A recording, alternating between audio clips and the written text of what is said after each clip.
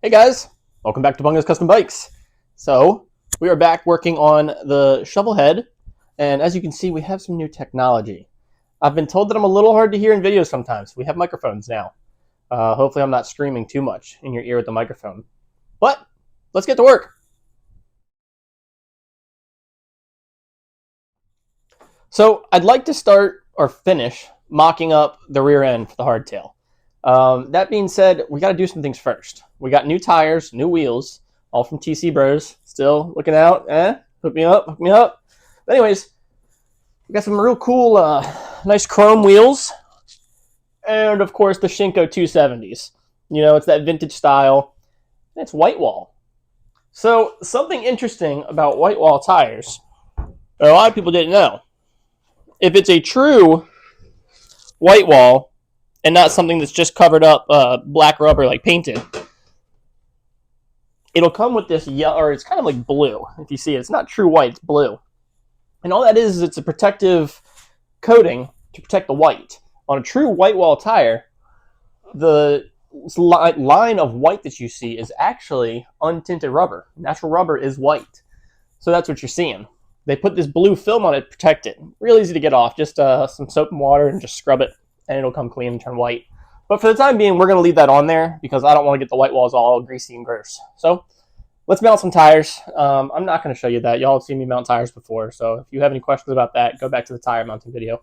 Let's get some tires on. So both the tires are mounted. You can see I got this one and then the front are mounted. Now we got to actually start working on measuring and fabricating and mocking up the hardtail and the rear end. And the way we're going to do that is we're going to try and match the dimensions of the previous swing arm the best we can. So we're going to look for the same width between the mounting surfaces of the rear end, which should be about 9.5 inches. And then we're going to look for roughly the same wheelbase. So we want the rear wheel to be sitting about as far as it was previously, so that way we don't change the handling of the bike too much. So let's get this rear wheel set up, and then we'll make some measurements. So to achieve the 9.5 inches between the mounting surfaces, these are the mounts we have. These came from TC Bros for the rear end. I'm looking for 9.5 inches between these, including the wheel. So all we're going to do is we're going to take our calipers, and we're going to measure the depth of the wheel, so actually how wide the wheel itself is. And it might be too long for these, but we'll see. Yeah, it is. So we got to find the depth of the wheel. And you know what I'll do? I will use the axle and mark the axle. Okay, so all I did was put the axle through the wheel and then measure how much was sticking out, and then subtract that from the total length of the axle. The axle is 12 inches long from the inside of this bolt to the end. And I had 6.5 inches sticking out, 5.5 inches sticking out. So that gives me 6.5 for the width of the actual wheel, or the hub. So that means that in order to make up the difference, I need to add 3 inches. So 1.5 inches of spacer on each side of the wheel to give me 9 inches total. So let's make up our wheel spacers. Okay, so if you see, I just have the rear wheel kind of sitting here in the wheel stand. And in doing that, I can kind of move the wheel wherever I want it. I can move it back. I can't move the wheel up, but I can move the frame down or up. So I've got all kinds of adjustment that I can do here. And that makes it a lot easier to kind of get it where you need it. So now what we're going to do is we're going to make sure that the wheel is centered, and then we're going to start taking measurements so that we can measure off of what we need to do. So pretty much if you cut the frame straight, so both ends where your cuts are exactly the same, then you really should only have to mock up one side, and then you just mirror those measurements for your other side. So let's just double check, make sure I actually cut this frame right. So all you do is pick a reference point. So for the bottom, I'm going to pick the support for the backbone here. So from there to the end of my cut, I've got 10 3/8. So I'm just going to go to the other side and do the same thing.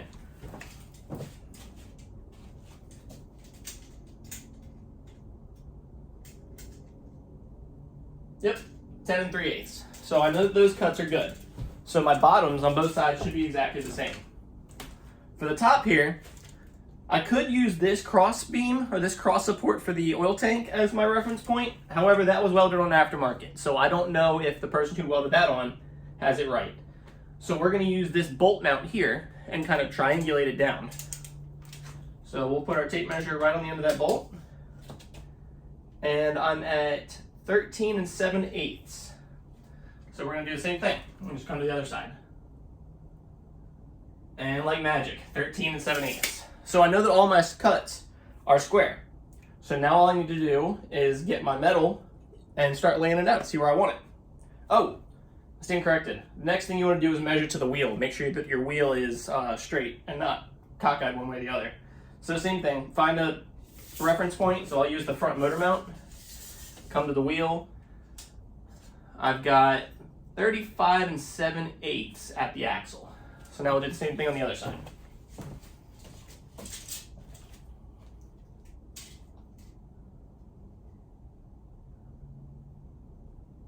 Yep, same thing, 35 and 7/8. So my wheel is set too. So now we can just kind of lay our metal out, mark it, and cut it.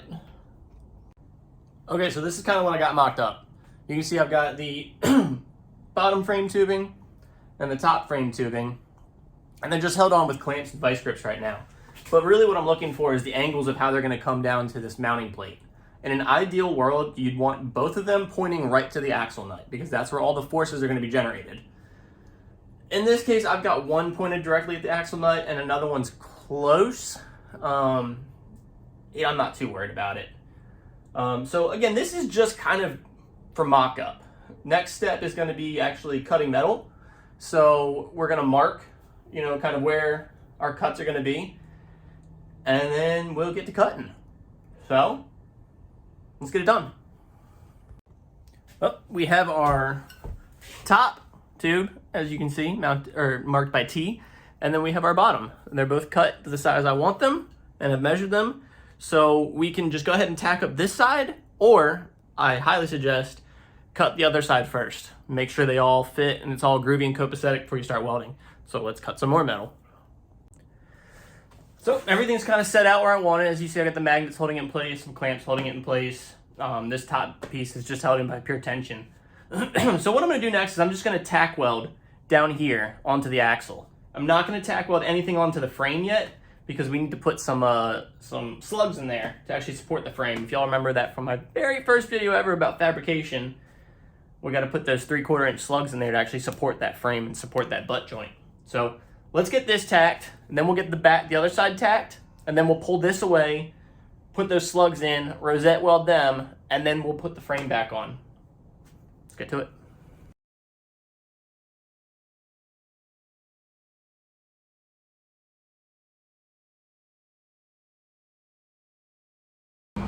All right, let's do the other side.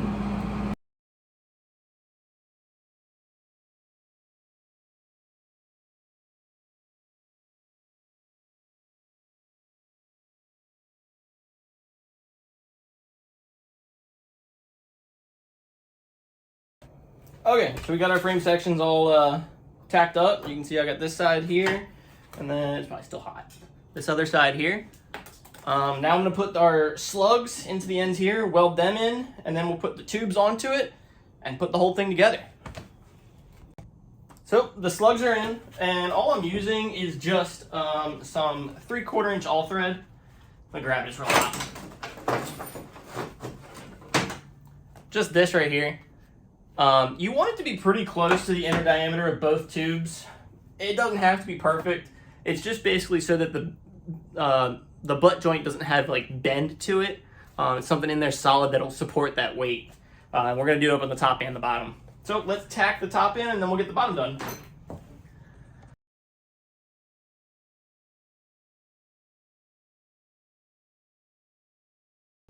Okay, so the frame is tack welded.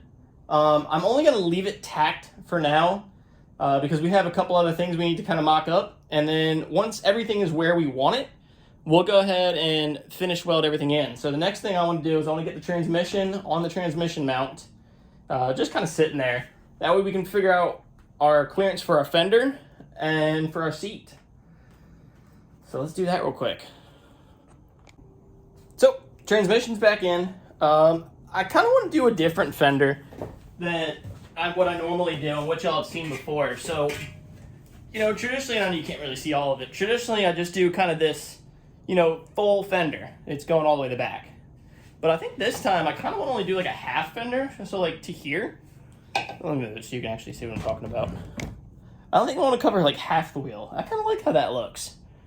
And then I will use the transmission mount as also the fender mount. So I guess I need to get that piece out. That comes with the kit for mounting the fender, which, you know, as always is pretty cool. And then we'll throw a bike chain up here to properly space this fender off the wheel so we have good clearance. And then we'll cut the fender and get it mounted. So a little fun fact if you're mounting fenders, using a bike chain and just kind of draping it over the wheel and then setting your fender on top of that will set you up pretty good with clearance for your fender. So if you see I've got the motorcycle chain up there, and then I'll just drop my fender on top, and it ends up giving you just about perfect clearance for that tire on that fender. So in this case, like I said, I'm not going to go all the way up with it. I think I'm going to go closer to like there. Wait, no, sorry. Like there. Maybe a little forward. I don't know. We're figuring it out as we go. I think there. I like that. So then that means this fender needs to get cut right about here.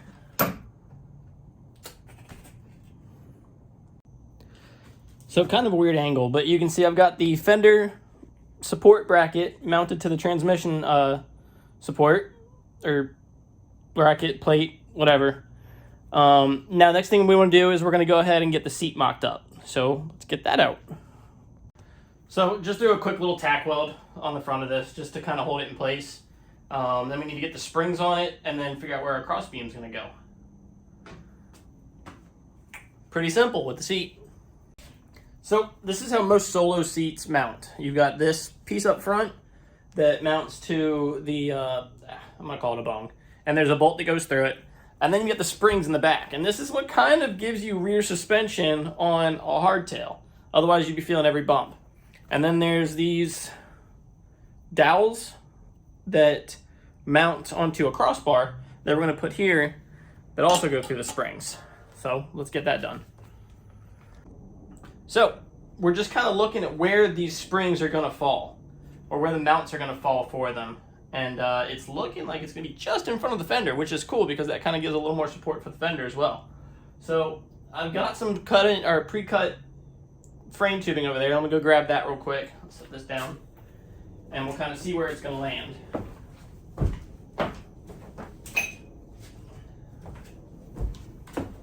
Of course, we'll notch this with our tube notcher.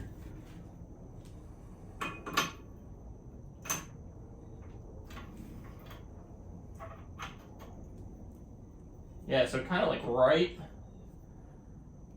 right before the fender. And it's obviously going to sit down inside there, and the seat will sit a little bit lower. It's crazy high right now. But as you can see, this is kind of what gives you your suspension. By driving those springs down into the into this bar. So let me mark this and we'll get it cut. Got the crossbar in. Let's see if the seat mates up right.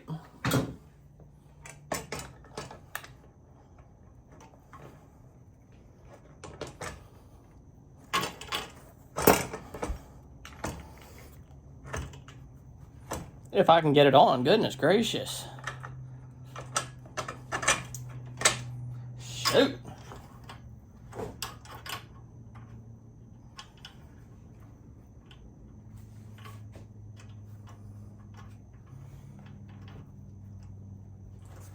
And there we have it. So now I just need to tack these in and then tack the sides in, and then we'll have more to do tomorrow.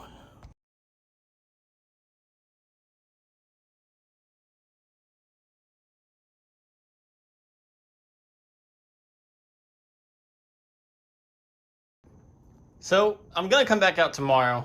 It's all gonna be the same video, but the last thing I wanted to do for today is fabricate these Fender struts.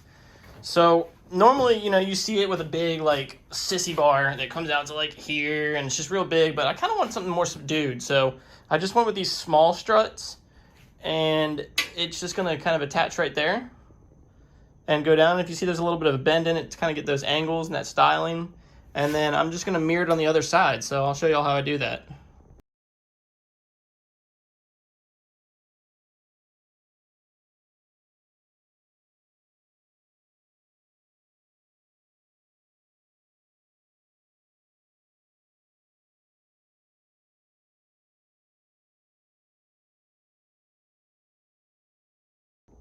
And there are my Fender struts. So this one, you know, will sit right about there, like so. And then same on this side. This one will sit right about there. They'll center the fender in between the two. I know it looks like they're off, but you can see the fender's not quite centered on the tire. So once we get screws and holes drilled in the fender, we'll be able to center those up. So last thing we were waiting on was a new sprocket and a new rotor for the rear wheel. So now we can get the rear brake fabbed up, and that'll be the last thing we need to do for kind of the mock-up and fabrication of this hardtail. So let's get this brake done and get the sprocket on. First thing, I'm gonna pull that rear wheel out and get all these put on. So for this rear brake, we're actually gonna use the same setup as the front brake, and not even the same setup, the exact same brake. It comes from Moto Iron, and it basically just slips over the axle. It's for a 3/4 inch axle. And you know, it is a front brake. It's listed and sold as a front brake. But the way I see it is, you know, most of your stopping power is in the front. I think it's about 70% of your stopping power is in the front and 30% is in the rear. So if the brake is beefy enough for the front, it should be good for the rear. I wouldn't go the other way. Like, I wouldn't put a rear brake on the front, because then you're losing braking power. So it comes with good instructions on exactly how it all kind of fits together. See the paper here? Which way we go? That way. So let's get it set up. So, got the brake caliper on. Yes, it is upside down. And in most situations, you can't really do that, because the caliper needs to be bled from the bleeder screw right here. And because the bleeder screw is not the highest point of the brake, the air is all going to sit at the top here. So there's a couple ways around that. One, we can bleed it from the master cylinder, which isn't the best way of doing it, but it can be done. Or two, we just take the caliper off, bleed it, you know, up here on the rotor, and then swing it back down and install it, which is exactly what we're going to do. So this rotor comes with this brake stay, this little piece down here, and that's what will mount to the frame to keep the caliper from, you know, rotating as you apply the brakes.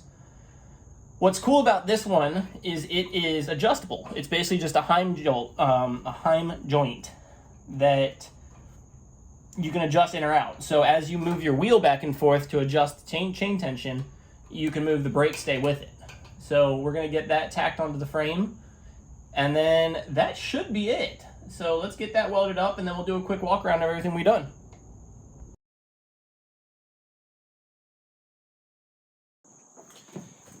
And there she is. That is the 1977 Shovelhead hardtail chopper bobber. I mean, that's it.